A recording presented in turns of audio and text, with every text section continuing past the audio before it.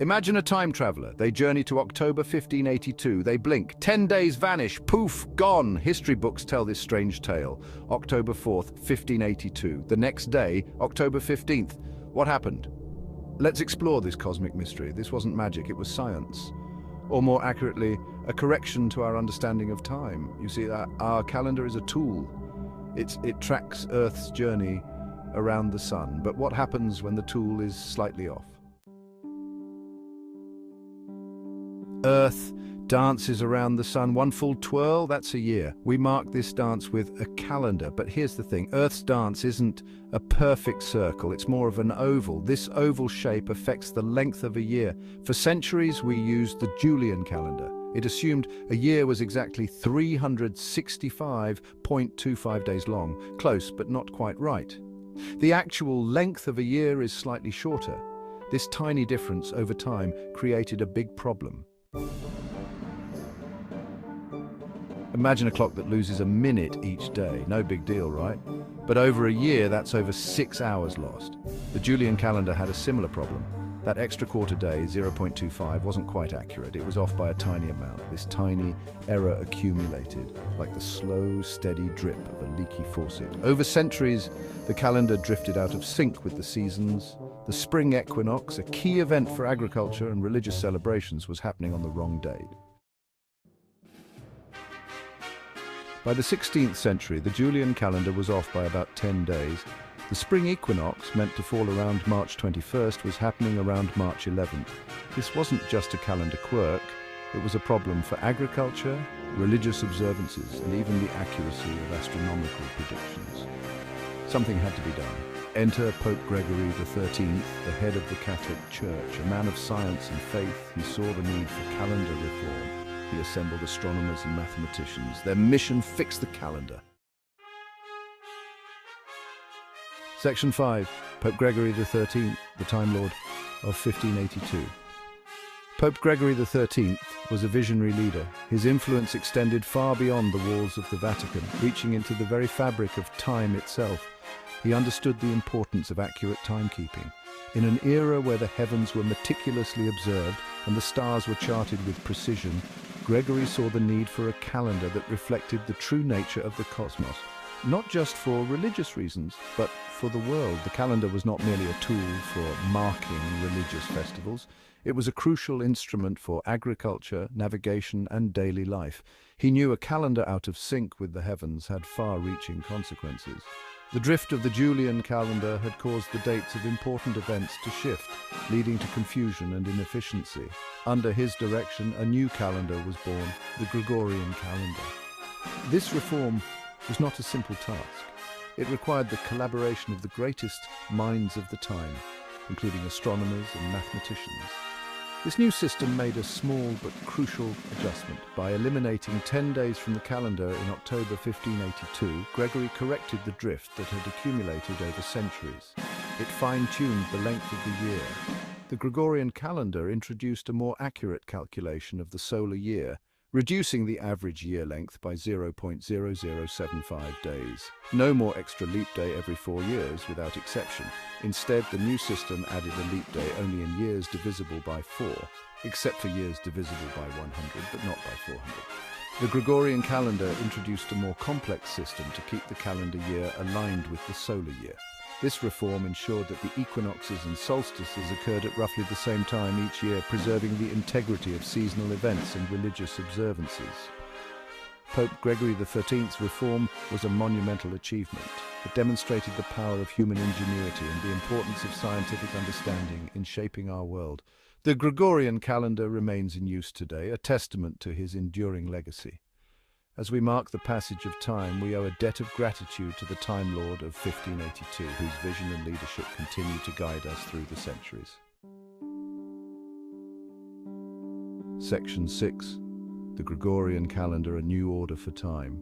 The Gregorian calendar, introduced in 1582, was a significant reform of the Julian calendar, which had been in use since 45 BC. This new calendar was named after Pope Gregory XIII, who spearheaded its adoption. The Gregorian calendar wasn't drastically different, from the Julian calendar. Both calendars shared the same basic structure of 12 months with varying lengths. However, the Julian calendar had a slight miscalculation in the length of the solar year, which caused a drift over centuries. It kept the same basic structure of 12 months with varying lengths. The months alternated between 30 and 31 days, with February being the exception, having 28 days in common years and 29 days in leap years. The key change was in how leap years were calculated. In the Julian calendar, every fourth year was a leap year, which added an extra day to February. This system, however, overestimated the length of the solar year by 11 minutes. The new system ensured a more accurate measure of the Earth's journey around the Sun. The Gregorian calendar introduced a more precise leap year rule. A year is a leap year if it is divisible by 4, but not if it is divisible by 100, unless it is also divisible by 400. To correct the calendar drift, Pope Gregory XIII decreed that 10 days be dropped from October 1582. This bold move was necessary to realign the calendar with the equinoxes and solstices, which had gradually shifted over time. This brought the calendar back in line with the solar year. The adjustment ensured that the dates of important religious events, such as Easter, would once again correspond with their traditional seasons. Thus, October 4th was followed by October 15th. This sudden change was met with resistance and confusion in some regions, but it was ultimately accepted and implemented across Catholic Europe. A bold move, but a necessary one. The Gregorian calendar gradually spread to Protestant and Orthodox countries, and today it is the most widely used civil calendar in the world.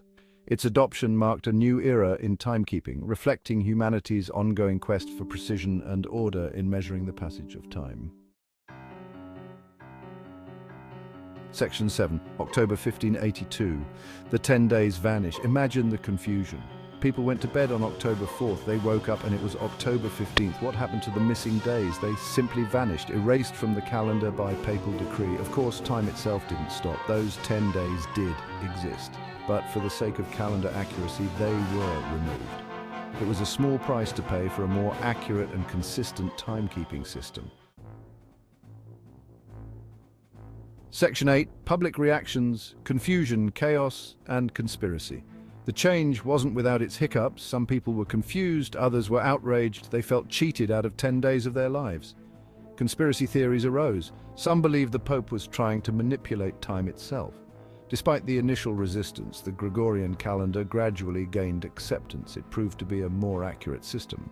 Over time, it was adopted by more and more countries. Section 9. The Gregorian calendar's triumph, a global standard. Today, the Gregorian calendar is the most widely used calendar system in the world. It's the calendar we use to plan our lives, mark important events, and understand our place in the cosmos. The story of the missing 10 days is a reminder that our understanding of the universe is constantly evolving. We make adjustments, refine our tools, and strive for greater accuracy in our pursuit of knowledge. Section 10, Time Travelers Beware. Check your calendars. Have you ever wondered about the history behind the calendar you use every day? It's more fascinating than you might think. So, the next time you glance at a calendar, remember the missing 10 days of October 1582. Yes, you heard that right. 10 days simply vanished from the calendar. This wasn't a magic trick or a glitch in the matrix. It was a deliberate decision made to correct the calendar system. They serve as a testament to human ingenuity. Pope Gregory XIII introduced the Gregorian calendar to replace the Julian calendar, which had been in use since 45 BC. The Julian calendar had a small flaw. It miscalculated the length of the solar year by 11 minutes. Over centuries, this tiny error accumulated, causing the calendar to drift out of sync with the seasons. We corrected our understanding of time and brought our calendar back in sync with the cosmos. The Gregorian reform was a monumental task that required the collaboration of astronomers, mathematicians, and clergy. It was a bold move to realign the calendar with the Earth's revolutions around the Sun. Want to see for yourself? Check your calendar. While the missing days of October 1582 are long gone, their impact is still felt today. The Gregorian calendar is now the most widely used civil calendar in the world. You won't find those missing days. They were removed to correct the drift caused by the Julian calendar. Imagine waking up one day and finding out that 10 days have just disappeared from your life. It must have been quite a shock for people back then. They're a fascinating footnote in the history of timekeeping. This adjustment was crucial for maintaining the accuracy of our calendar system. It ensured that important dates like the equinoxes and solstices occurred at the same time each year. A reminder that even something as fundamental as a calendar is subject to change in the face of new knowledge and a deeper understanding of the universe.